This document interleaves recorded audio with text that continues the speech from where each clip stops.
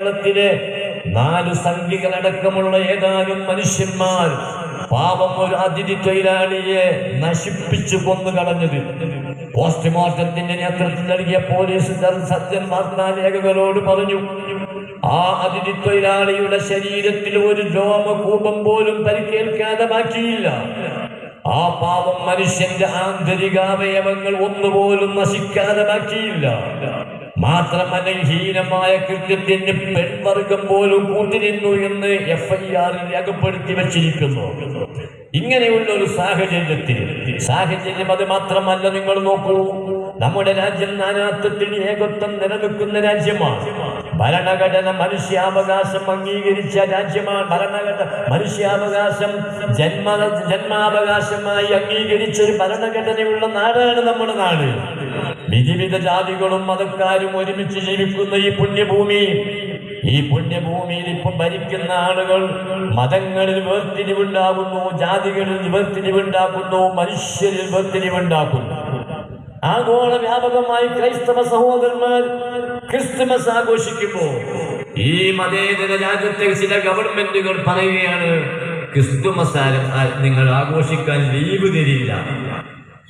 നിങ്ങൾ വേണമെങ്കിൽ ഈ ദിവസം ഡിസംബർ 25 ക്രിസ്തുമസിന്റെ അന്ന് മുൻ പ്രധാനമന്ത്രി അടൽ ബിഹാരി വാജ്പേയിയുടെ ചരമദിനം ആഘോഷിക്കുക. നോക്കൂ, നമ്മുടെ ഗവൺമെന്റ്, ഈ ഗവൺമെന്റിന്റെ തലസ്ഥാനം, നമ്മുടെ തലസ്ഥാനം തിരുവനന്തപുരമാണ്. ഗവൺമെന്റിന്റെ നേതാവാരാണ്? ഗവർണറാണ്. അതുകൊണ്ടാണല്ലോ നിയമസഭാ സമ്മേളനത്തിൽ എന്റെ ഗവൺമെന്റ് എന്ന് ഇയാൾ ആമുഖ പ്രഭാഷണം നടത്തുന്നത്. അയാളെ കൊട്ടാരത്തിൽ ജീവിക്കുന്ന തൊഴിലാളികൾക്ക് ഈ കൊല്ലത്ത് ഈ കഴിഞ്ഞ 25-ാം തീയതി ക്രിസ്തുമസിന് അവധി നൽകിയില്ല. സാംസ്കാരിക കേരളത്തിന്റെ തലസ്ഥാന നഗരി ഭരിക്കുന്ന ഗവർണർ.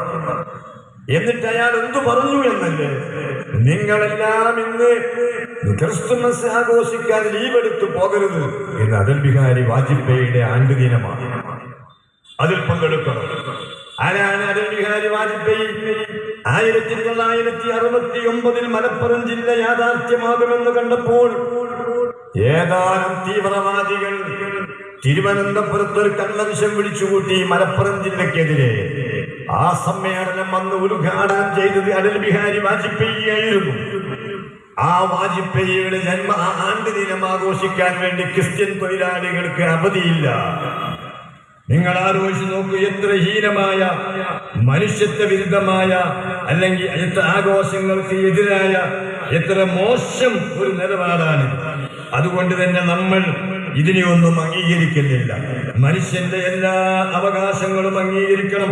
കേരളത്തിന്റെ മഹിത സൗന്ദര്യമായ മതമൈത്രിയും സാഹോദര്യവും ഊട്ടിയുറപ്പിക്കാൻ, അതുപോലെ തന്നെ ആഘോഷ അവസരങ്ങളെ നന്നായി ഉപയോഗപ്പെടുത്തുക, അതിവിടെ നാട്ടിന്റെ നടപ്പാണ്. അത് അങ്ങനെ തന്നെ തുടരണമെന്ന് നാം ആഗ്രഹിക്കുന്നു. അതിനുവേണ്ടി നമ്മൾ ജനങ്ങളെ ബോധനം നടത്തുന്നു. നോക്കൂ, നിങ്ങൾ ബഹുമാനപ്പെട്ട സുൽത്താനുൽ ഉലമ AP ഉസ്താദ് പ്രായം എത്രയുണ്ട്? നിങ്ങൾക്കെല്ലാം അറിയാം. ആരോഗ്യ പ്രശ്നങ്ങൾ പലതായുണ്ട്. പക്ഷേ ഞാൻ ജീവിക്കുന്ന കാലത്തോളം മനുഷ്യന്റെ അവകാശങ്ങൾ പച്ചയായി നശിപ്പിക്കുമ്പോൾ, മതസ്വാതന്ത്ര്യം ഹനിക്കപ്പെടുമ്പോൾ അടങ്ങിയിരിക്കുന്നത് ശരിയല്ല എന്ന നിലക്ക് കഴിഞ്ഞ ഓരോ 10 വർഷത്തിന്റെ ഇടയിലായി 2 തവണ മാനവികത ഉയർത്തിപ്പിണ്ടുകൊണ്ട് അദ്ദേഹം 2 കേരള യാത്ര നടത്തിയെങ്കിൽ മനുഷ്യ ജീവിതത്തിനെതിരെ ലോകത്താകമാനം മനുഷ്യർക്കെതിരെ അക്രമം ഗസയിൽ മാത്രമല്ല, മനുഷ്യനുള്ളയിടത്തെല്ലാം അവന്റെ അവകാശങ്ങൾ നശിപ്പിച്ചു കൊണ്ടിരിക്കുന്ന ഒരു സമയത്ത് അടങ്ങിയിരിക്കുന്നത് ശരിയല്ലെന്ന നിലയിൽ അദ്ദേഹം നമ്മുടെ ഇടയിലേക്ക് വരികയാണ്. കഴിഞ്ഞ കേരള യാത്രയിൽ 40 കേന്ദ്രങ്ങളിൽ നാം അദ്ദേഹത്തിന്റെ സ്വീകരണം ഒരുക്കി. ആ 40 കേന്ദ്രങ്ങളിലും അദ്ദേഹം ചരിത്ര പ്രസിദ്ധമായി ഇന്നും ചരിത്രം കാത്തു സൂക്ഷിക്കുന്ന രൂപത്തിലുള്ള പ്രഭാഷണങ്ങൾ നടത്തി. ഇപ്രാവശ്യം ആ ആവേശം ഒട്ടും ചുരുങ്ങിയിട്ടില്ല ഉസ്താദവറുകൾക്ക്.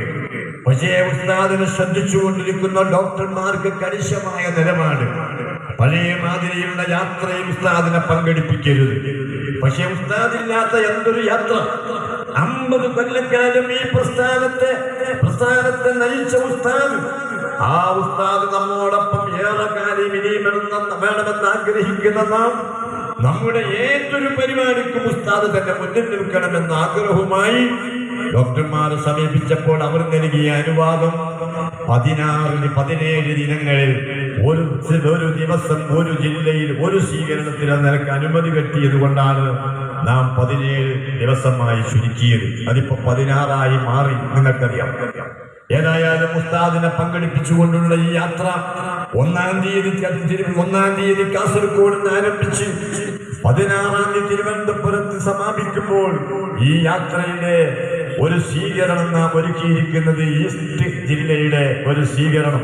ഈസ്റ്റ് ജില്ല എന്ന് നാം പറയുമ്പോ അത് നമ്മുടെ സൗകര്യത്തിന് വേണ്ടി നാം പേര് നൽകിയ ഒരു ജില്ലയാണ്. റവന്യൂ വകുപ്പിൽ റവന്യൂ നിയമമനുസരിച്ച് അങ്ങനെ ഒരു ജില്ലയില്ല. എന്തുകൊണ്ടെന്ന് ചോദിച്ചാൽ ഭരണവർഗം മനുഷ്യന്റെ വിഷയങ്ങളിൽ ഇടപെടുന്ന വിഷയത്തിൽ വളരെ പിന്നാക്കം ചിന്തിക്കുന്നു എന്നതിന്റെ തെളിവ് എത്ര? ഏകദേശം 3335 ചതുരശ്രടി വിസ്തീർണമുള്ള ഈ കേരളം ഇന്നും ഒരു കലക്ടറുടെ കീഴിൽ ഒരു മെഡിക്കൽ കോളേജ്, ഒരു താലൂക്ക് ആശുപത്രിന്റെ സൗകര്യം പോലും ഇല്ലാത്തൊരു മെഡിക്കൽ കോളേജിന്റെ കീഴിലാണ് 42 ലക്ഷം മനുഷ്യന്മാർ കഴിയുന്നത്. 2011 കണക്കാണിത്. 41,10,10,000, ഏകദേശം 42 ലക്ഷം. പകുതി സ്ത്രീകളും പുരുഷന്മാരുമുള്ള ഒരു ജില്ല.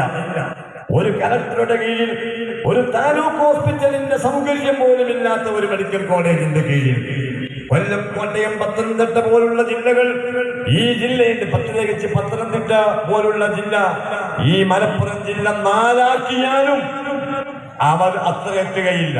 അത്രമാത്രം വലിയൊരു ജില്ല. എന്തുകൊണ്ട് ഈ ജില്ല നമ്മൾ ഇപ്പോൾ 2 ശരിക്കും 3 ജില്ലയായാൽ പോലും 4 ജില്ലയായാൽ പോലും പത്തനംതിട്ടയിലെ ജനങ്ങൾ അനുഭവിക്കുന്ന ഭരണപരമായ അവകാശങ്ങൾ നമുക്ക് ലഭ്യമാവുകയില്ല.